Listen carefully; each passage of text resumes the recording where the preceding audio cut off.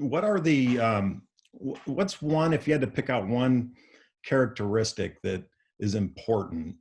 For example, is it focusing on the business result and working backwards to apply the technology, or is it bringing with them industry experience, or is there anything that stands out that makes a new partner somebody that would be worthwhile to talk to?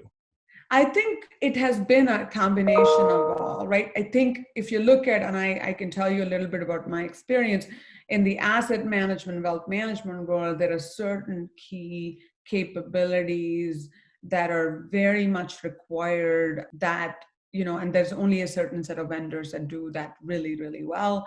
Yeah. And given their expertise, I mean, we've worked very closely with the Eagle Boney platform on the asset management side to really kind of enable those data platform capabilities and all the analytic capabilities that were required.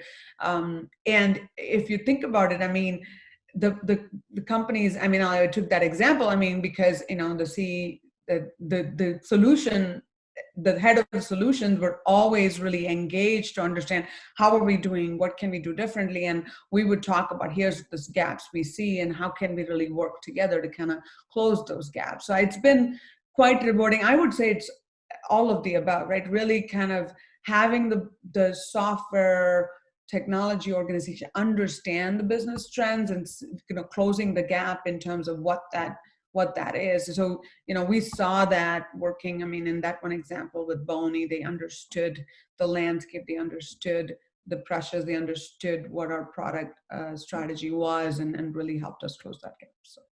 Very good. So switching directions just a little bit, obviously your job is to come up with, very strategic long-term plans, but yet you still need to deliver tactical initiatives that get things done. How do you balance the strategic and the tactical, and what are some of the things that you do, i.e., proof of concepts, things like that? So, Patrick, I think it's a very, very good question. So I think this is a huge challenge for any data leader. So at least what I'll tell you, my experience is what has worked for me is it is very important to lay out that broad vision and a clear set of guiding principles in terms of how this data and analytic program would be successful in the organization.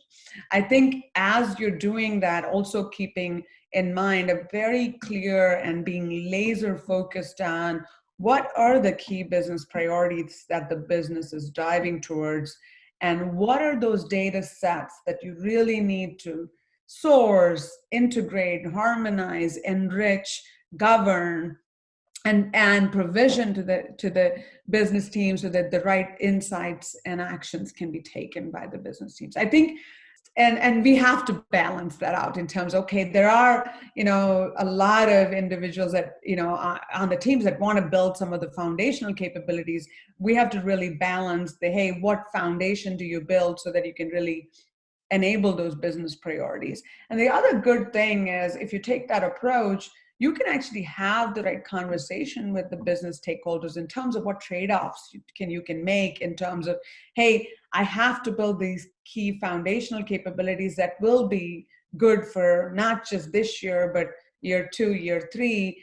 And I think the business wants that engagement and education. So I think one of the things we have seen is just that. And then I've also been very fortunate where I have worked with organizations where there are innovation labs and where we've really been able to take those kind of business problems and look at how you don't have to incur technical data, but really look at, technology and design thinking and solutions where you can really, kind of harmonize the information the right way and govern and enable those capabilities. So that approach has served me well, and we've been, at least I've been successful with that approach, and I'm taking the same approach here because I think that resonates really with some of the key business leaders at Cardinal.